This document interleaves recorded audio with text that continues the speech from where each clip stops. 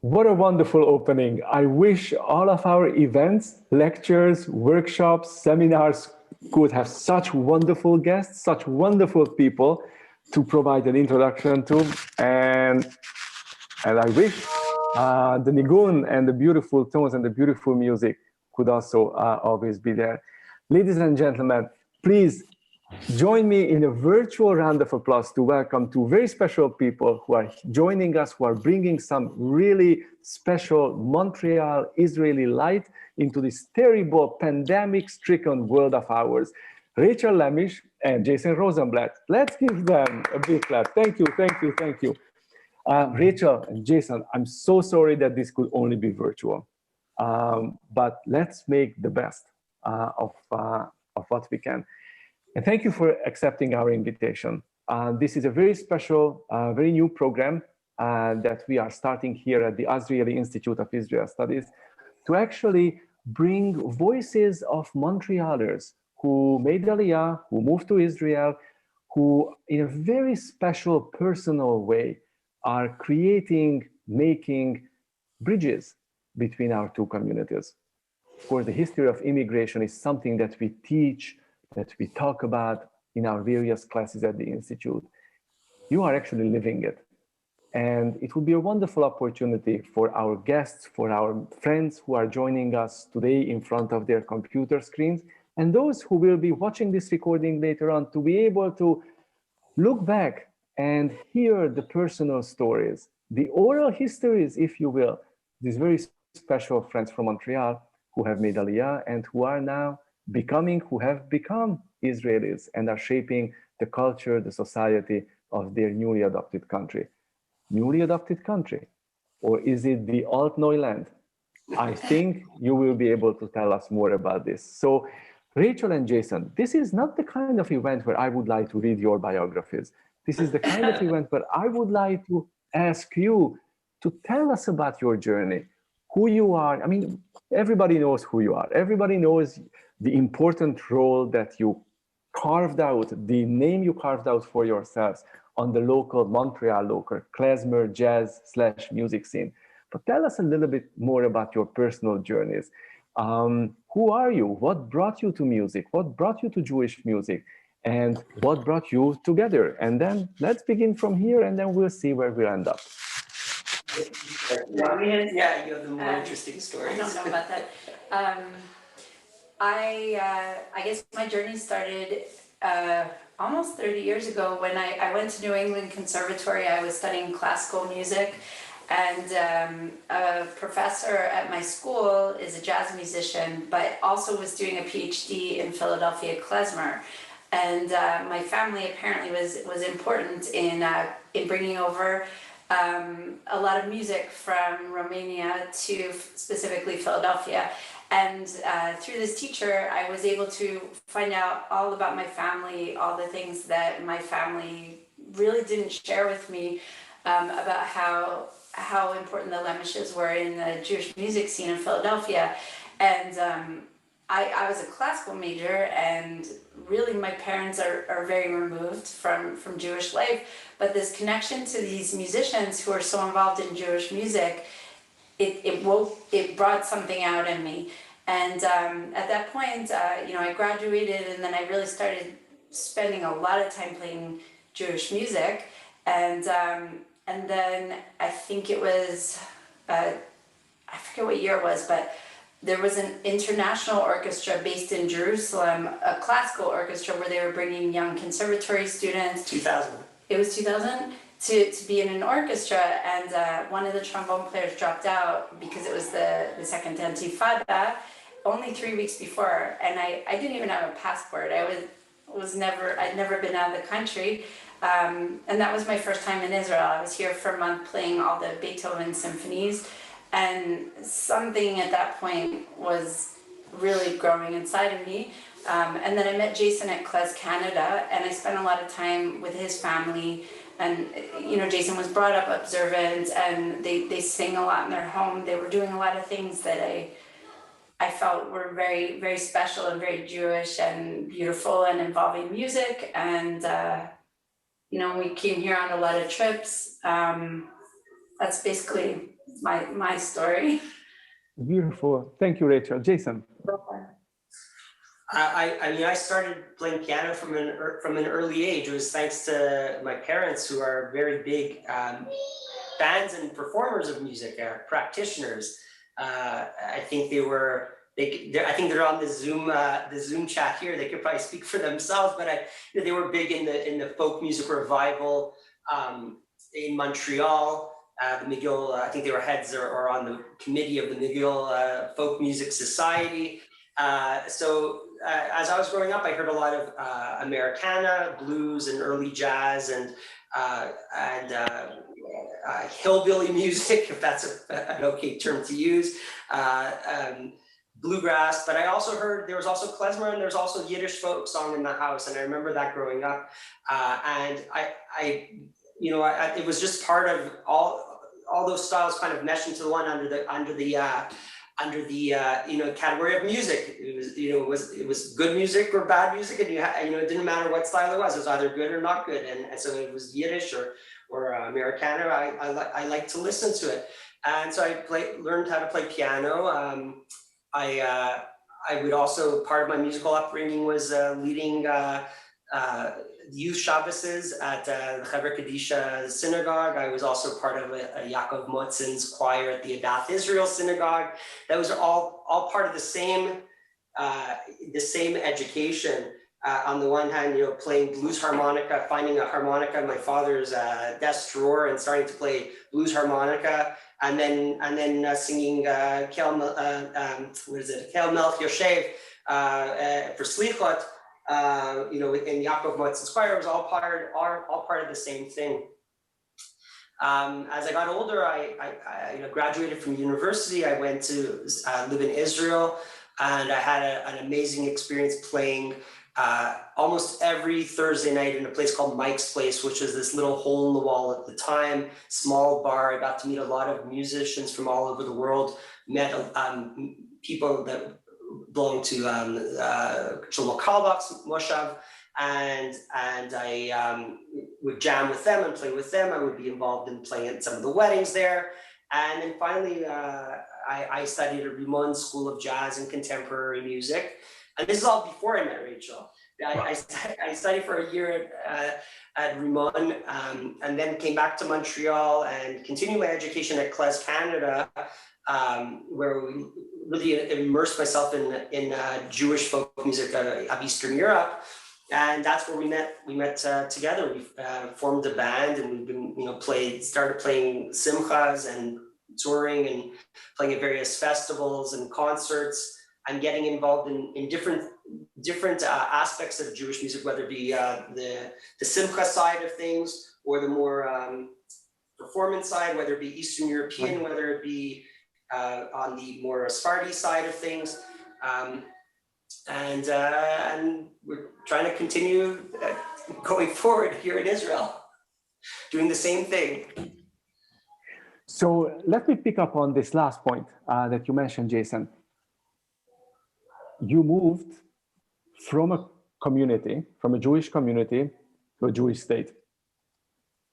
There must be very particular challenges that you're facing. In terms of the kinds of demand, the kinds of opportunities that you as Jewish musicians have. What are some of these challenges, and what are some of the new opportunities that you are already seeing that you can realize? So, do you want me to answer this, or do you want to? I'll answer if I would say everything. So, first of all, and this is something that you have to, I'm sure everyone in the audience understands. It's not a regular time. It's a weird time. So anything I say we also have to remember that we're also during Corona time. So not everything I say can hold true for this moment at this time exactly. But one of my musician friends that I had known for many years said, he would say, Jason, you play weddings. You know how many weddings there are a week in Israel? Maybe in Canada and the States, thank God, we're quite busy, but it meant, maybe 2 simchas a week in the, which during high time for us. That's not to say it's a lot of effort, 2 weddings to play. But here, my friend was telling me he's working 5 nights a week. Says, you have in every town, there's 20 weddings going on a night. So think about the opportunity you have as a musician performing at weddings. And not to mention so many cultural events that happen through the various areas, through the Jerusalem municipality, through some of the smaller yeshuvim. They all have budget, not unlike Montreal, where they have the Maison de la Culture, which has outdoor stages in the summer, and of course in the winter they have a whole cultural, or through the year, cultural program. Roughly the same thing exists here in Israel. So in terms of opportunity, the opportunity exists. Now, of course, it's Corona time, and there's not as many weddings, obviously, but there have been outdoor performances still, which Rachel has benefited from because she plays a very portable and a very loud instrument, so it doesn't need amplification. So thankfully, she's been working, I think, more. I'm playing more here now than she was in Montreal. Yeah. And I wanted to add something to what Jason said. Was when I was really freelancing before we were married, and I was just starting to become observant, I had to turn down, I think, 99% of the work that I was being asked to play because of being observant, because of Shabbat and because of holidays. And here it's not an issue. If I'm playing with people on Friday, everybody's very conscious that we have to end by a certain time, to get home. And that was the most amazing thing for me to, be sitting around in a rehearsal room with a bunch of musicians who are also observant, that are, talking about it, what time the gig ends, so they can get home, to be ready for Shabbat. Like, we barely met any other religious musicians. Like, we would go to festivals, we'd have to negotiate, we'd have to pack our own food in bags. Like, I play gigs now with these groups that have like a whole thing for the bands, and I don't have to worry about the kashrut of anything. It's like, it's really, I feel so comfortable here. I feel like I don't have to explain anything about myself. It's remarkable. You must have had plans for your artistic professional development, into which making Aliyah had to be woven into and factored in. How did you negotiate that preparation? Where did you want to be as musicians, and how are those plans changing now that your professional fulfillment is going to take place in a new home? Where did you want to be 10 years from last year or 2 years ago when you made Aliyah 2 years ago, right? You've been in Israel for 2 years now. No, we've been here 4 months. Maybe we've been talking about it for 2 years already. This is why I've been. We've been talking about it for a long time. So that's just a little bit of an aside. If anyone in the audience is planning on making Aliyah, make sure you start doing your paperwork now. It takes a while. Yeah. It really does, and especially during Corona time, there's a lot of delays. So I would highly recommend getting on it. Great. So in terms of your professional growth and development, where do you want to be? Where would you like to grow? What are some of the main venues, the main programs? What are the main milestones, achievements that you set for yourselves? Well, first of all, the interesting thing I find, and I think I've noticed this almost the world over, is that you can hang out with an Israeli musician or a musician in New York or Vancouver, and the personality and the mindset is roughly the same. We were talking that we were hanging out. We came a few times to Israel in the past 3 years before Corona, obviously, just to kind of feel things out and to play some some gigs. And I remember just sitting in the green room with the drummer, a Temani drummer, great jazz drummer. He maybe played in the States a few times, once or twice, but his like the way he acted was exactly the same as you expect any drummer in any city in the world to act backstage. He's like, oh man, once this gig is over, my wife is going to kill me. I can't come home too late. I better not have more than one beer. Oh, after sound check, I better make sure that I have to bathe my 6-month-old or my wife's going to kill me. And you can have the same conversation with any musician that's kind of reached a certain age that has a family. It's almost like he could have been sitting in Montreal in the green room or anywhere else. So what I mean by that is that I see myself still writing, still composing, still trying, both of us advancing on our instruments, and just finding musicians that we feel comfortable playing with. I have many compositions I've written, and the idea is basically to take these compositions and play them with Israeli musicians. Obviously there's every musician has their own personal sound, and everyone has their own personal influences, and certainly in Israel, whether they studied Jewish music or not, or whether they studied Sephardi music, there's always a little bit of that inflection in their playing. I play with an amazing saxophone player based in Montreal now. His name is Tevet Sela, and without ever really studying Hasidic music, he knew all the inflections to add right away because he grew up in Israel and he played weddings and he heard the music, constantly.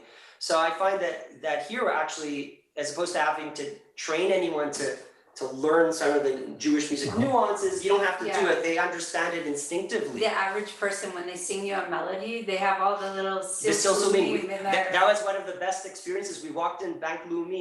I'm opening up my bank account, which is normally an extremely frustrating experience. And like the doors are closed, there's cake out on a table, and they're singing like piyutim with like amazing ornaments. And I'm like, what's going on here? Oh, it's someone's last day in the office, so we're throwing a party. And all the tellers are singing. And dancing. And dancing. Circle. I recorded it because I was like, we were here 2 weeks and it was our first time going to the bank. Yeah. And I was thinking, this is the most fun I've ever had in a bank. Yeah. So if I'm hearing you right, it seems to me that you will, because in Montreal, you were known in many different corners of the Montreal music scene. You were Jewish musicians, but you also did jazz. I remember years ago when you invited us, I think the name of the bar was Upstairs or Downstairs. Upstairs in Montreal, not far from Concordia. I remember sitting there with your dad. I remember your dad making the film of the performance.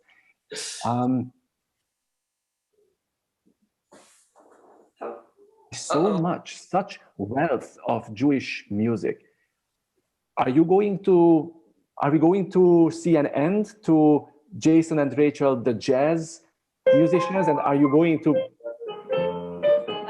I'm not really that musician, Jason is. So that's a great question. So next week, I'm supposed to be playing a show at the Tachana Harishana in Jerusalem, and the booker, she asked me, well, what do you do? And we have a pretty diverse repertoire.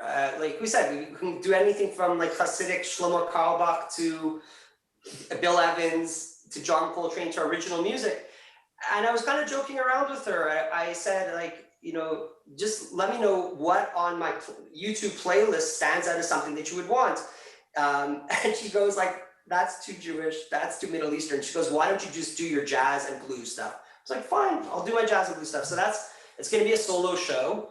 And, I still love playing that music. And if there's a want or a need for it here, I'm happy to play. That's another form of music. I think for both of us, we're both in agreement. Like we'll play whatever we enjoy playing, so long as there's an opportunity to play. I think that's specifically that venue too, though. There's certain venues where they're more inclined to want to hear jazz or blues. Just like anywhere, there's certain places that they'll want one kind of music over another. My background is not jazz, so if I'm playing a wedding job where I have to play jazz, if anybody's listening pretty closely, they'll know that I'm not a jazz musician. And I like jazz. I don't love jazz, and I want to play Jewish music. But now that we're here, I really am enjoying. Actually, you might know this person. I'm playing with a Hungarian saxophone player. He plays in Besho drum. His name is Gergely. What's his last name? Bar or something. I'll get you his name. But he plays this. He plays Hungarian, he plays Arabic, he plays Bulgarian, he plays all those styles of music. I don't think he plays jazz. Like, I think that there's there is an amazing jazz export from Israel. Some of the best jazz musicians in the world are Israeli. But there's also this whole other Arabic Jewish orchestras. That to me, that I'm really interested in that. I'm interested in learning like makam and playing quarter tones and going in that direction. Not so much jazz. So in that regard, the opportunities in Israel, the cultural opportunities are going to open up a vast horizon, a new horizon that is very interesting, Rachel, because you might remember, but probably 6-7 years ago, we actually collaborated with you in bringing Israeli musicians to Concordia, the Dudu Tasa group. Yeah. Are you in touch with them or with similar groups who are playing, celebrating that kind of Iraqi, Arab, Middle Eastern, Jewish musical heritage? Or is this something, a dream or an aspiration on your part, or are you already actively courting and cultivating these relationships or such relationships? So it's an aspiration, like to meet people right now. It's a little bit challenging just because we've had all these lockdowns, but I've been really lucky that this musician that I met at Klez Canada in 2007, we stayed in touch, and he has a band here. And so through him, I met a lot of people, and Jason met a lot of people. And also, I don't know if you know Zev Feldman. He's an ethnomusicologist who goes back and forth between Abu Dhabi and Bucharest. And here, and he's also kind of, he knows a lot of these. There's a very famous, the man who started the Jerusalem Oud Festival. He's what's his name? He's a oud player, but he's from Nazareth. He's a Israeli Arab, and he has these orchestras putting Jewish musicians and Arab musicians together. So it's definitely something I want to do. It's just it'll take time before I can get up to those cities. But yeah, it's definitely an aspiration. Well, you also know the Andalusian Orchestra. Oh yeah, there's something called the Andalusian Orchestra, and the conductor comes to Montreal quite often. Tom Cohen. So he has an Israeli version, a Montreal version of the Andalusian Orchestra, which uses a lot of our friends in the orchestra. It puts together Western stringed instruments with Arabic instruments like kanun, oud, what else? Darbuka. Like frame drums. And it started here, and here the string players, they really know how to play, the quarter tone system. So I played with them in Montreal. So when that starts up again, I'm hoping that I'll be able to play in that orchestra, because they're doing some gorgeous things. Amazing. We do have a message. Oh, you froze. Who is sending. Is delighted to see that you guys are happy. That's a very nice message. What was it? It was lagging, so we missed what you said. Yeah, sure. So let me just, a message from Uncle Marvin, who is sending you his love, and is happy to see that you guys are so happy. That's and I'm sure that everybody around the table, so to speak, or around the computer screen is joining Marvin in that sentiment. And we have a very, very important question from Miriam Cohen, who would like to have you talk a little bit about where you live. Do you live in a city? Do you live in a moshav? And maybe if you can open that up, are you known already as the new kids, the Montreal kids on the block who are playing beautiful music? I know we are in this COVID situation, but tell us a little bit about the social networks, the immediate neighborhood. Paint us a picture of where you live. We all knew how you lived, where you lived. Many of us saw you, of course, in shul and so forth in Montreal. But tell us a little bit about your daily life. So we're fortunate right now is that we live in Baka. We're very fortunate that we have my parents' apartment to live in. We're in the process of searching to buy a home. It's not especially during Corona. It's not an easy task. But one thing that's amazing. Baka in Jerusalem, I should say. I don't know if I mentioned where Baka is I guess what you call a suburb? Not a suburb. It's a neighborhood in Jerusalem. And when we first got here, we were deciding where should we go? Should we go the north, the south? What really dictated where we stayed was where our kids went to school. It was very important for us that our children were enrolled. So we spent about 3 weeks I spent 3 weeks going to Zidchan Yaakov, going to Ramat Poleg, which is a beautiful community in Netanya and right near the beach. And finally, we're like, we got to get the kids into school. So we got them into a wonderful school called Mamad Nisui Eitan, which is kind of like a Dati Lumi school. It's called Nisui, like an experimental. I think the experimental refers to the fact that a lot of the courses like math and science are taught in English. I think that's the only thing that really makes it Nisui. But it's a phenomenal place. It reminds us of where we used to send our kids, which was JPPS, and that there's a degree of social activism in the school. There seems to be a zero tolerance for bullying, which we really appreciate. And it's a very warm environment. It really feels like a family. And then I would say a lot of the community that we've met centers around that school. Even though we live in Baka, I would say the people that we were kind of socialized with tend to be people from the school, and they live in Armona Natziv neighborhood and Arnona neighborhood, which are basically very close. And in fact, Rachel walks the kids. It's a good walk. Half-hour walk. In shape for that. It's very hilly. But for those of you that know the Armona Natziv Tayalet, where you have that beautiful view of the old city, and then on a really clear day, you can even see to Jordan. You can see the Judean hills, and then it's a super clear day. You can see over towards the Dead Sea. So we see that every day, walking them back and forth to school. It's amazing. We were mentioning that last night.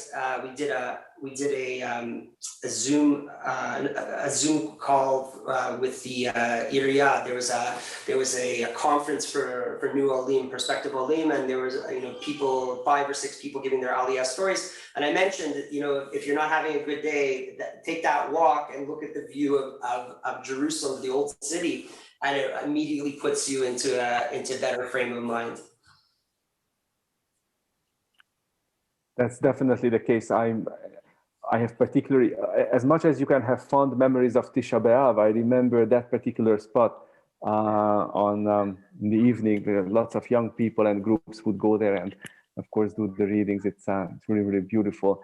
Do you have a dream? Now that one dream has been fulfilled. Go ahead. What's next? Do we have a dream? Do we have a plan? We didn't make much of a we're not planners. We're not planners. So do we have a dream for the future? I think just the dream more involves, like, we know why we're here. We love it here. But it's about really taking our children who grew up in Canada and cry when they hear there's so much snow on the ground in Montreal, and you know, their whole life has been in Canada. I guess the dream is to get them to really just absolutely love it here like we do. And that requires very careful and very effective parenting, I'm sure. Yeah, and it's also to understand, you know, sometimes when they're sad, it's just about that's what they're used to, and they miss their friends, even though they're making friends here. It wasn't hard to make friends. There's the amount of kids, potential friends here is like I don't even know. It's so many more. There's a lot of kids, and There's it's very social. You know, with school and with the park right by our house. One of Halal, our eldest son's best friends, is just a kid that he met in the park, and they hang out all the time. It's an Israeli kid with Israeli parents. Mom is French, but he speaks English fluently. And I joke with him. His mom wants him to hang out with Halal so he improves his English. And I tell him, I say, Amit, you got to speak. You're not invited to our house if you don't speak with Halal in Hebrew. And his mom, she goes, no, he'll learn Hebrew in the army. Very interesting. There's a question coming in from Lillian Weinberg, who would like to know a little bit more about your children. How old are they? Are they interested in music? Are they going to be walking in your footsteps, or who knows? Tell us a little bit more about the next generation. We have the oldest are boys. They're 12 and 10. They play instruments. The girls are 8 and 6. So the oldest boy plays piano. The second plays guitar. The girl who's 8, she plays violin. And then the little one, we didn't get her a violin yet. Since we got here, we have to rent her a small one. I think the one who's the most serious right now is the girl who's 8. They all play, and they all, you know, they enjoy playing their instruments, but she has a real need to play. She practices. Yeah, and if she did, like, her bow broke last week, and things take much longer to replace here. So she was taking the bow without the hair and just the stick and playing it on the strings because she couldn't stop playing. So yeah, they all play.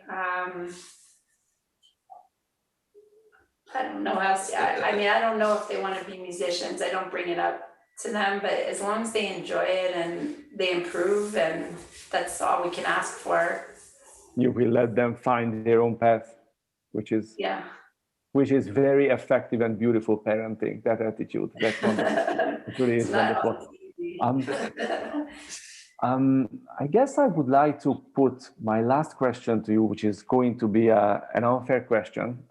We didn't rehearse any of this, so I really am just so thrilled that you're taking all these questions so well. But I would like to ask you to maybe reflect a little bit about the broader mission that you may, even unknowingly, be called upon to play in our lives. People whose lives you have touched here and there. You are already a bridge between the community in Montreal and in Israel. How do you, and it can be daunting to actually be the role of a bridge, that connector, but you are that. How do you feel? How do you think about this? When are we going to see you in Montreal next? How is Montreal? Did Montreal say goodbye to you? Will Montreal be an important place of inspiration? Will you share the results of your musical professional learning that you gain in Israel with us back in Montreal? In that regard, knowing full well that you're not ones to make plans, but if you have thought about it, let us know. Well, first of all, I thought someone might ask this question, or something close to this question. I kind of talked about it today. Like, I'm a proud Montrealer. I don't think I would live anywhere else in North America but Montreal. We lived briefly in Philadelphia, and for all the good that was in Philadelphia, still couldn't stand it there. And we moved to Montreal after our first child was born. So I'm going to be up until 2 in the morning, or starting at 2 in the morning, watching the hockey game tonight. Of course. So you can't, those are certain things those are other things that are part of my cultural heritage, just as much as,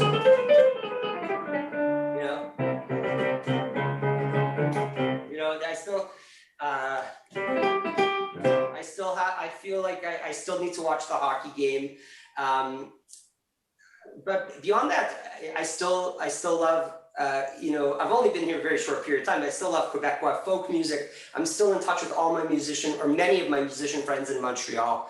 I'm in touch with especially the harmonica playing community, and we've been sharing videos.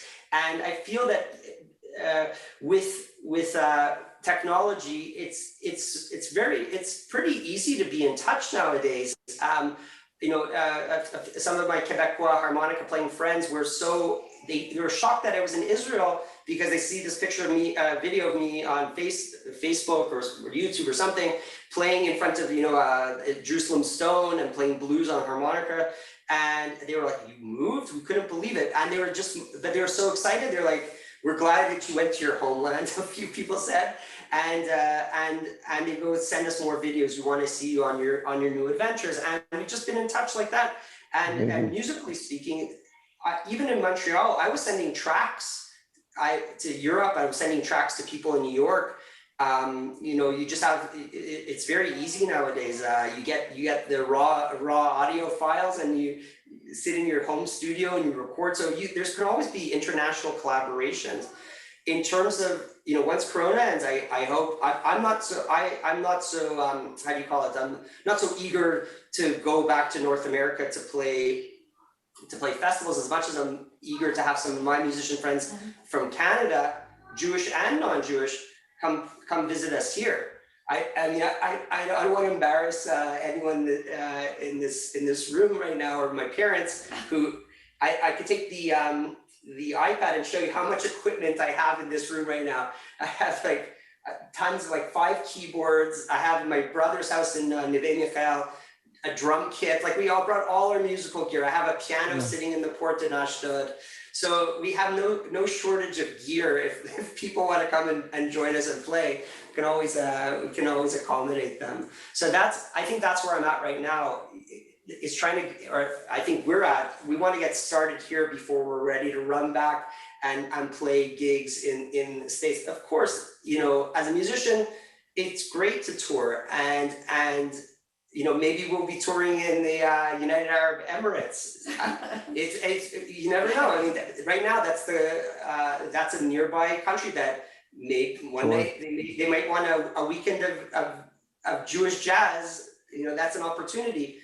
To have a big, just to have a bigger market to play. But right now it's about staying here, making connections here, meeting musicians, making sure the kids are settled, of course. That's, you asked about a dream. The dream is to, it's not a huge dream. I don't want to win a Grammy necessarily, although it would be nice. But the more realistic goal is to integrate to the point that someone says, know who would be a good keyboard player for that gig? Let's hire Jason. Or who would be a great trombone player to play on stage with Omer Adam? It's called Rachel. Something to that effect. That is beautiful. Thank you very much for sharing. Rachel and Jason, you were so generous to offer to bring us a little bit of gift by way of some of the music that you would share with us. So why don't I ask you to take it away? Please bring that music to our computer screens, and that might give our friends an opportunity to send some more questions if they would like to put them to you. Of course. The screen is yours. Thank you. We'll play a few tunes here. This is something I mentioned actually the first week that we got here. we were very lucky. The Jerusalem municipality had a spotlight on foreign or new they call it repatriated artists. Repatriated right? artists, yeah. So there was a Mexican group, there was an American guy, there was a Russian group, there was, and then we were the Canadian representatives, and we played a bunch of music from that I wrote from a collection of songs that I wrote for a new album called Harmonica. So, and what I said was, even though we were in Canada, the music that I was writing was still always, at least in the past few years, was influenced by experiences in Israel and imagining, just having the images of various settings within Israel in my head when I was composing them. So this one, I imagine looking at Har Meron at which is in the Galil at sunset, Erev Shabbat, right before you go to Beit Knesset. And if you go on Bandcamp or iTunes or whatever, and you look up Har Meron, Harmeron, you'll find this album. And I think I hope if you close your eyes and you listen, you can see that image of sunset just as Shabbat enters in the north of Israel.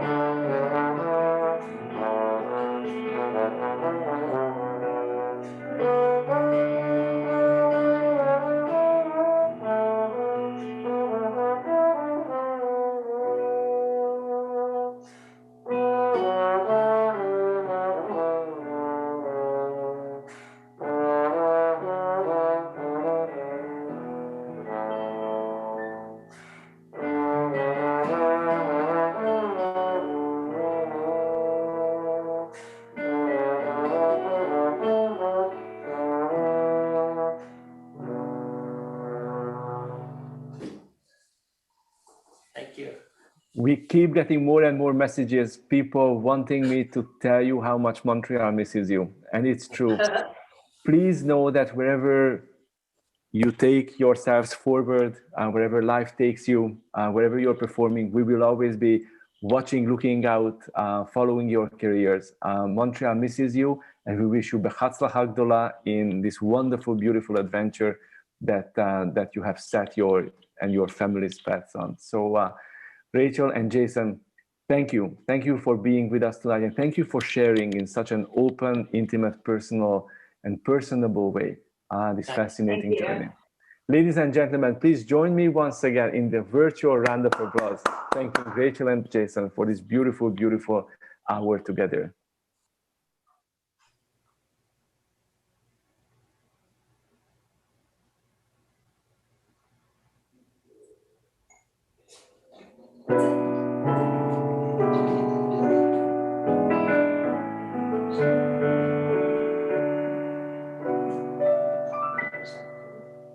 Sure.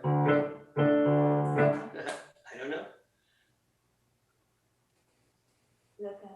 Keep playing. If you have more, Oh, okay. no, if you have more for us to play, but absolutely.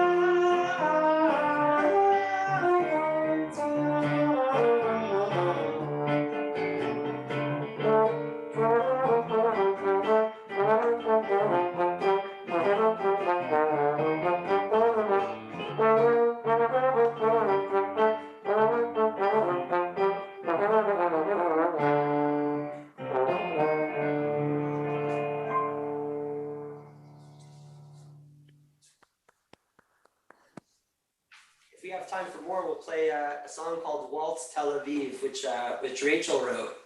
Absolutely. We do have all that. We do have all the time that you have, that you can give. Please. Should I play the harmonica? Yeah, why don't you play a bit? Okay. Yeah.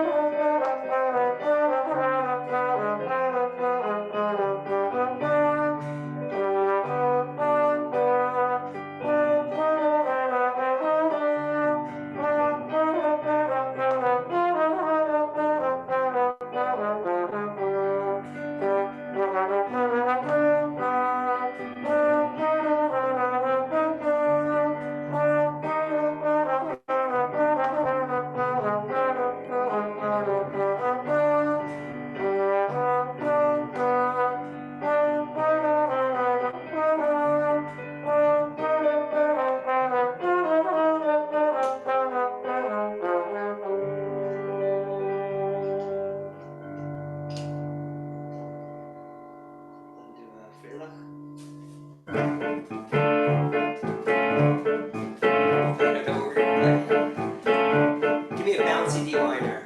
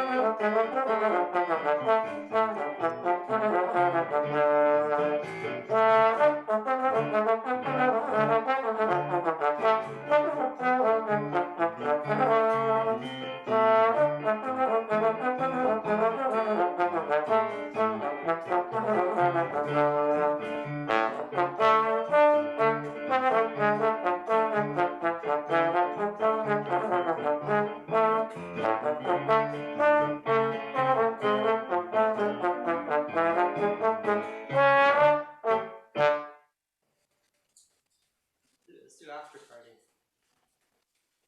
You should explain this one, maybe. Oh, should I play Yes. that? Yeah. Okay, so this is a song I wrote, by the way, if I can't see anyone out there, so I don't know if we can continue going, or if everyone's left and we're just sitting alone in our room. No, Jason, this is part of Zoom reality. We are definitely here. So if you can give us one more piece, we would be eternally grateful. It would be wonderful. But we also recognize that it's 8 o'clock for you. It's late in Israel. We don't want to take more of your time away from the children. This is early for us. We're like, my son and I were about to hit the town. We're gonna, there's there's a bar mitzvah at the train There's station. a bar mitzvah at the train station. We're gonna crash it. So this is a song I wrote. I think maybe we'll do two songs, but this is Beautiful. a song that I wrote many years ago, at a time that Israel wasn't exactly popular on various campuses, and especially in the news. It's a song that I wrote called Zion. Zion is not a four-letter word, and the inspiration comes from for the lyrics comes from Tehillim, and as well just my experience at night, watching as the sun sets over Jerusalem, and people of all different nationalities and backgrounds gather together at Kikar Tzion. Now it's not so much at Kikar Tzion now because of Corona, but of course, hopefully this will return. So I'll just read a few of the lyrics. Looking over the hills as the red sun sets, a beautiful crown for the queen of capitals. This day has ended. A new one begins as people fill the streets and crowd the city square. Different colors speaking different languages gather together from all four corners, from the east to the western wall, to the dance halls, study hall, markets, bus stops, lineups, and we stand up because we won't see these pictures on the news or read them in reports by NGOs. Just walls and blown out cars, not the music in the bars, nor the children playing in the streets, nor the old folks smiling. We no longer weep by Babylon's rivers. Our guitars no longer hang in the trees. We never forgot thee. My tongue cleaves to nothing. My right arm is strumming. Can't you see my right arm strumming? So it goes like this. I'll do a slower version. Looking over the hills as the red sun sets, a beautiful crown for the queen of capitals. This day has ended, new one begins, as people fill the streets and crowd the city squares. Different colors speak in different languages, gathered together from all four corners, from the east to the western wall, to the dance hall and study hall, markets, bus stops, line up, stand up. You won't see these pictures on the news or read them in reports by NGOs. Just walls and blown up cars, not the music in the bars, children playing in the streets, nor the old folks smiling. We no longer weep by Babylon's rivers, our guitars no longer hang in the trees. We never forgot thee, my tongue cleaves to nothing, my right arm is strumming. Can't you see my right arm strumming? Zion is not a four-letter word. Zion is not a four-letter word. Zion is not a four-letter word. Zion is not a four-letter word. Consolation, consolation, my nation. We shouted from the hills as we dream of home, of alleys and valleys paved with songs, and songs that we've been singing for 3,000 years, cause we no longer weep by Babylon's rivers, the cars no longer hang in the trees. We never forgot thee, my tongue cleaves to nothing, my right arm is strumming. Can't you see my right arm strumming? Zion is not a four-letter word. Zion is not a four-letter word. Zion is not a four-letter word. Zion is not a four-letter word.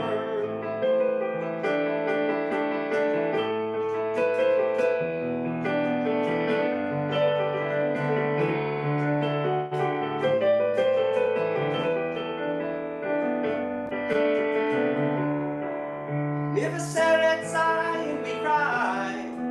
After double the exile, twice the reward, yet we're lectured on justice. Hey, we invented justice classes, screw you and sanctions and cable news programs, cause we won't see these pictures on the news or read them in reports by NGOs. Just walls and blown out cars, not the music in the the old folks smiling. We no longer weep by Babylon's rivers. Our guitars no longer hang in the trees. We never forgot thee, my tongue, please do nothing. My right arm is strumming. Can't you see my right arm strumming? Sign is not a four-letter word. Sign is not a four-letter word. Sign is not a four-letter word. Sign is not a four-letter word. Thank you very much Wow. for having us.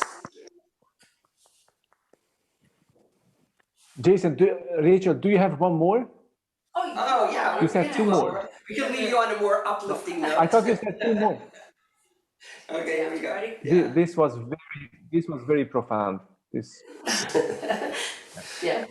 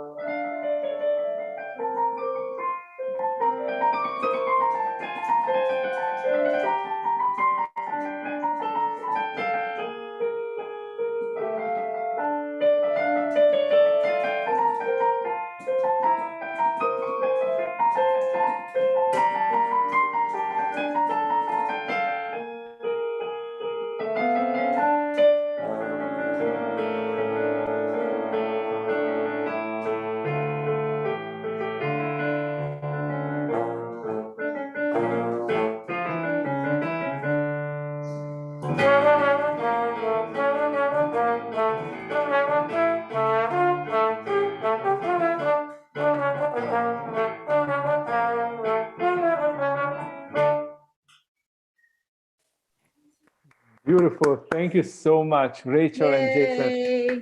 Thank you for Jason, being with Rachel, us thank you. and for helping us start this exciting new series where we try to bring Montrealers in Israel to our computer screens. You were such wonderful and very, very special first guests in this new program. Thank you. Rachel and Thank you. Jason, Thank you for thank having you me. It's so great much. to see And we you. all wish you a great, great Hatzlacha Gdola in your new journey. Ladies and gentlemen, before I would say goodbye to you, let me just cue Jennifer to please put quick reminders about our upcoming events. Please join us again if you can. This coming Thursday, we bring more of the best of Montreal on Israel studies for you. We have Professor Yael Halevi-Weiss from McGill University talking to us about her new book on Aleph Bet Yehoshua. Very interesting subject in Hebrew Israeli literature. Then on April 16th, part 2 of our series in Montreal in Israel. Our guest will be member of Knesset, Dr. Michal Kotler-Wunsch. So please join us again at 1 o'clock Eastern Standard Time on March 16th. March 22nd, joining us all the way from down under in New Zealand, Francine Zuckerman, the maker of the documentary After Munich, is going to tell us about the journey of 4 women whose lives were so unalterably affected by the murder of the Israeli athlete at the 1972 Munich Olympic Games. Francine will be our guest on the 22nd. And prior to that, we will also, to those of you who register for the event, we will be happy to make the film itself available for your free watching. So please join us. And more coming on April 7th. So after Pesach, we'll be delighted to welcome Professor Gil Troy and in part 3 of our new series on Montreal in Israel. And many more to come before we retreat for our summer break. So please stay tuned. We always look forward to welcoming you to our events. If you missed an actual event, we do produce YouTube versions of the programs, including tonight's. It's evening for me, evening for Jason and Rachel as well, for this morning's, according to Montreal time, presentation. So the actual music and the conversation will not be missed. You will be always able to go back and delight yourselves in what took place here tonight on our YouTube channel. Ladies and gentlemen, friends, stay healthy, make sure you get vaccinated, and Jason and Rachel, go crash that bar mitzvah at the first station.